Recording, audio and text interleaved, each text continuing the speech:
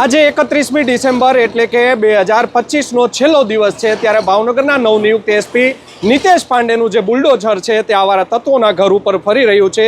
તમે સીધા જ જે દ્રશ્યો જોઈ રહ્યા છો તે ભાવનગરના શહેરના રૂવાપરી રોડ આવેલો છે ત્યાંના આ દ્રશ્યો છે। જો વાત કરવામાં આવે તો સ્ટીલ કાસ્ટ નજીક આવેલ રમેશ ઉર્ફે બાદશાહ તળસી ગોહિલ તેમજ તેના જે પિતા છે નિતેશ ઉર્ફે કાલુનું જે આ મકાન છે જે પ્રોહિબિશન કેસના આરોપી છે છેલ્લા લાંબા સમયથી જે આરોપીઓ છે તે ફૂલ્યા ફાયલા હતા, જેને લઈને ભાવનગર શહેરમાં આજે વહેલી સવારથી જ જે આરોપીના જે મકાન છે ગુંડા તત્વો છે તેના ઘર ઉપર બુલડોઝર ફેરવવાનું પોલીસે ચાલુ કર્યું છે, જેના આપ સીધા દ્રશ્યો આજે જોઈ રહ્યા છો। જો વાત કરવામાં આવે તો આજે 31 ડિસેમ્બરની જે ઉજવણી છે તે પોલીસ દ્વારા પણ આ રીતે શરૂ કરવામાં આવી છે કે જે આવારા તત્વોના જે મકાનો છે તેની ઉપર છે તે બુલડોઝર છે તે ફેરવવામાં જે છે તે આવી રહ્યું છે। આ તે આવારા તત્વો હતા આજે વહેલી સવારથી ચાલુ કર્યું હતું। સૌ પ્રથમ શહેરના સરદારનગર વિસ્તાર, ત્યારબાદ ઘોઘા સર્કલ વિસ્તાર, ત્યારબાદ સુભાષનગરનો જે રજપૂતવાડા જે વિસ્તાર છે ત્યાં જે આ બુલડોઝર છે તે ફેરવવામાં આવ્યું હતું અને હવે રૂવાપડી રોડ જે ભાવનગર શહેરનો આવેલો છે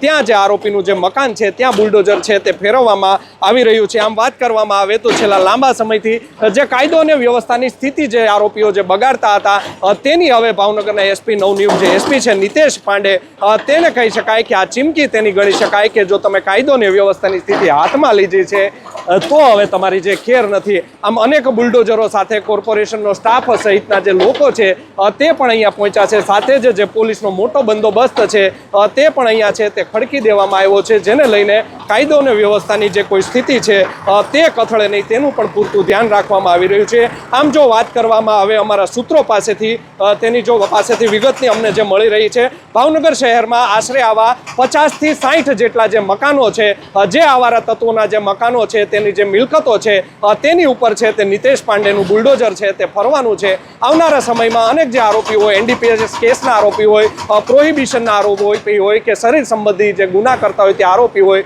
તેના ઘર ઉપર બુલડોઝર છે તે ફરવાનું છે। જોવું રહ્યું આગામી સમયમાં હવે નિતેશ પાંડેનું બુલડોઝર કેટલું ફરે છે। એક વાત ચોક્કસથી કહી શકાય કે ભાવનગરના જે નવનિયુક્ત એસપી છે નિતેશ પાંડે તેઓ 3 મહિના પહેલા ભાવનગરમાં ચાર્જ લીધો હતો। આ અગાઉ તેઓ જ્યારે દ્વારકા ખાતે હતા ત્યારે પણ દ્વારકામાં મેગા ડિમોલેશન છે તેમના દ્વારા હાથ ધરવામાં આવ્યું હતું અને કરોડો રૂપિયાની અનેક જે જમીન છે સરકારની તે પણ ખાલી કરી દેવામાં આવી હતી। મારી પાછળ તમે જે સીધા દ્રશ્યો જોઈ રહ્યા છો જે આ બાપ દીકરા જે આરોપી હતા તેનું જે મકાન છે તેને અત્યારે ડિમોલાઇઝ કરવાની જે કામગીરી છે તે શરૂ કરવામાં આવી છે।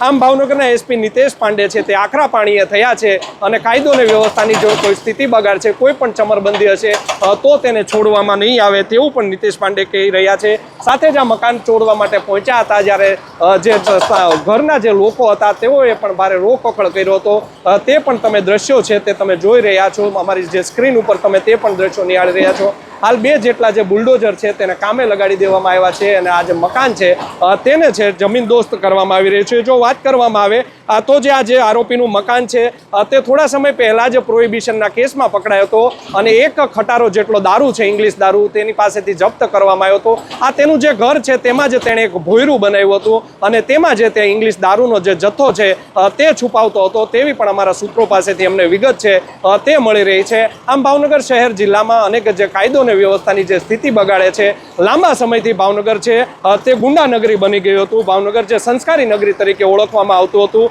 તે ભાવનગર છે તે ગુંડા નગરી તરીકે પ્રસ્થાપિત થયું હતું, પરંતુ છેલ્લા લાંબા સમયથી ભાવનગરમાં જે નવનિયુક્ત એસપી આવ્યા છે નિતેશ પાંડે તેણે ભાવનગરની કાયદો અને વ્યવસ્થાની જે સ્થિતિ છે તેને કાબૂમાં લેવા પૂરતા જે પ્રયાસો છે તે કર્યા છે। જોવું રહ્યું આગામી સમયમાં નિતેશ પાંડેનું હવે જે બુલડોઝર છે તે કેટલા ઘર સુધી પહોંચે છે અને મુખ્ય જે આરોપી છે અનેક લિસ્ટેડ બુટલેગરો છે તેના સુધી આ બુલડોઝર તેનું પહોંચશે કે કેમ તે તો આવનારો સમય જ કહેશે।